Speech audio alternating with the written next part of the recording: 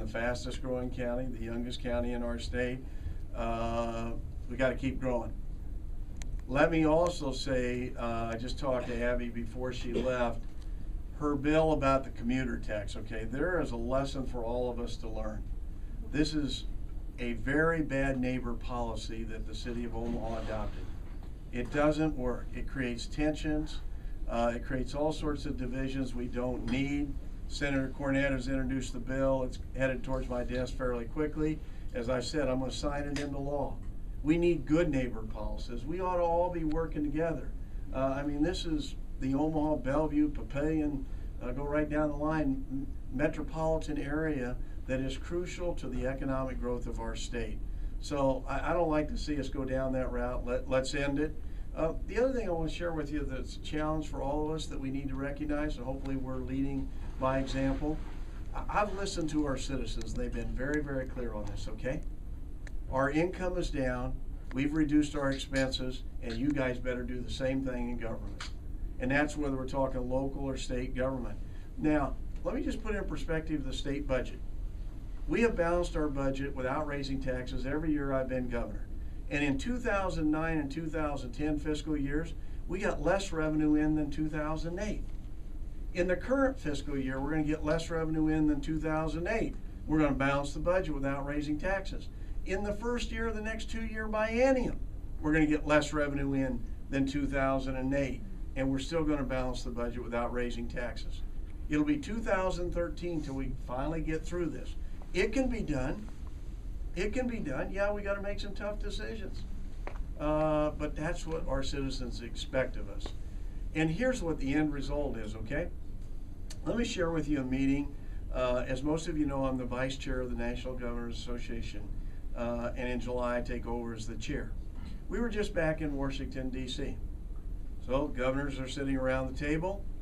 First question everybody asks, well, Governor, what's your unemployment rate? Kind of went to me first. Oh, ours is 4.4%. Well, Dave, why don't you get lost? We are in so much better shape than the rest of the country because we're willing to make tough decisions. Because of the economic growth in Sarpy County and Douglas County and other parts of our state. It makes a difference what you're doing. And so I just want you to know that the second lowest unemployment rate in America, there are only 3 states that are under 5%, and then it jumps all the way to 6.8%. There is such a huge gap, you can't believe it. Talk to the new governor of Michigan. Used to head up Gateway Computers, lived in Omaha for 5 years. His unemployment rate's 14%, 3 times ours. In an automobile industry that in the Michigan area is going downhill, moving to Tennessee, Georgia, and Alabama. And how's he going to turn around their economy? The other thing that I just came today, we had our Governor's Ag Conference. And we had something happen today there that is a perfect example of what happens in Nebraska every day. It would be a model for the United States Congress and the President of the United States.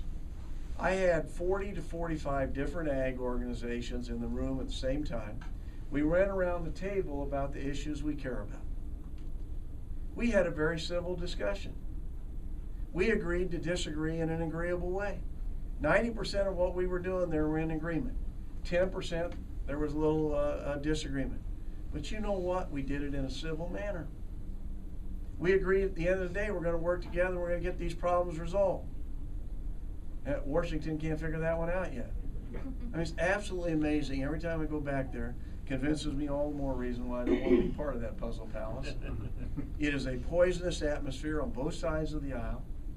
Democrats got a good idea, Republicans are going to oppose. Republicans got a good idea, Democrats are going to oppose. It's absurd. And so we need to convey to our delegation and to all of America, this nonsense has got to stop because they've got to balance their budget back there. They've got to do something about the deficit and the debt or we're in trouble. The other thing that I'll share with you, being back there, you know, sometimes you have to pinch yourself, okay? On Sunday night, because I'm the vice chair of the NGA, I got to sit next to the President of the United States. I'm thinking to myself, man, here's a young kid growing up in Wahoo, Nebraska and Binkelman, Nebraska, and I get to sit next to the President of the United States. Unbelievable. Now, I don't agree with him on a lot of things, but we had a great conversation, and we talked about things like, well, what's it like for your daughters? You know, they're 9 and 12 years old. We have a son who's out of college now, and when you're in the public limelight, how does it affect your kids? And it's even more difficult for the president. The press has agreed, hey, they're going to leave the kids alone, but basically it's when his wife takes him to an event or whatever, no pictures, no press, but if he wants to go watch, because he's fair game, then they come into the picture. And that's got to be exceedingly difficult, okay? I just want to go watch your kids play basketball or whatever they're doing, play, whatever, and he has to have that challenge. So we had a great conversation about that. We talked about the Big Ten. I said, man, you guys in the Big Ten, I thought you were welcome us.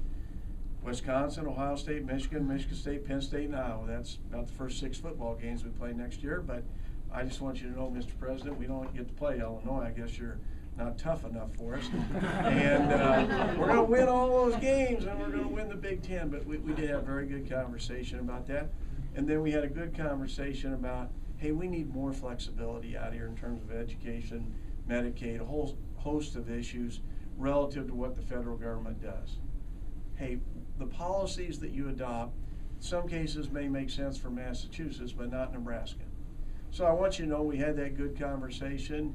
I'm very, very proud of our state. I could start naming off all the statistics, but we are moving in the right direction, and we're continuing to say economic success and educational success are both important. They're linked together. We've got to do both.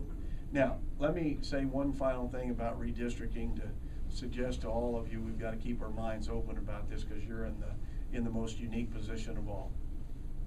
We're going to have a very difficult decision of which part of Sarpy County is going to be in the 2nd district and which part is going to be in the 1st. Now, I want to back up and start with, I don't start with the assumption that because Douglas County is the biggest county, they ought to be held whole. Matter of fact, I can make the argument, why don't we start with all of Sarpy County gets to be in the 2nd district, and what part of Douglas County gets to be divided. I don't think it's going to happen that way, okay? But I also don't think necessarily that we ought to start with the assumption that there aren't parts of Douglas County, for example, Valley has a very close relationship with Fremont. Maybe they should be in the 1st district. Parts of North and Northwest Omaha and their relationship to Washington County. So it's going to be tough. And it's going to be a very difficult decision. Well, does Western or Eastern Sarpy County get to be in the 2nd district? No matter what, you're going to have 2 congressmen that are going to take care of Sarpy County and care about Offutt, Papillion, La Vista, and all the rest of the district. So that one's going to be a tough one. Now, the other thing, though, that I think is good news for you, there ought to be 4 senators, state senators in Sarpy County. That there should be no doubt about. And those ought to be drawn within Sarpy County, and we need to work on that. Maybe the excess would go down to Cass County the way we do it now. These are not easy decisions, okay? And we'll need you to be engaged in those efforts relative to what's going on with Sarpy County. But most importantly, we need you to continue to grow. This is absolutely critical to the future of our state, and I say it everywhere I go. We need our metropolitan areas to grow at a more rapid rate than the national average if we're going to continue to grow. All the rest of the state wants, however, and we changed this with the Nebraska Advantage, they ought to have every opportunity to grow too. Now, they may not be able to grow as fast as Sarpy County or Douglas or Lancaster, but they want the opportunity to grow. And 775 was maybe too focused on our metropolitan areas, LB 775, in terms of economic development. So we turned around. That's really good news. The other challenge I have for you, and you're at the forefront of this past decade, we grew by 6.7%. Population really shifted east. We didn't lose a congressman. Now, Adrian Smith may go all the way from our western border all the way to the eastern border. I'm pretty confident that's going to happen. But think about this. If we had grown by 10%, and if we grow by 10% in this decade, instead of talking about losing a congressman, we could be talking about gaining one. Think about that. We can do this. grow the state by 10% or a little bit more, and we could go to 4 congressmen. That would be fantastic in terms of what that would mean for our state. And that's what we're all about. Give these kids a great education, then we got to keep them here in Nebraska with good jobs. With that, let me stop. I know you got a lot of people in here. What questions do you want to ask me? I don't. If you ask me too tough a question, I got Senator Price right here, Senator Smith, probably a couple others that walked in. We'll just make them answer the question.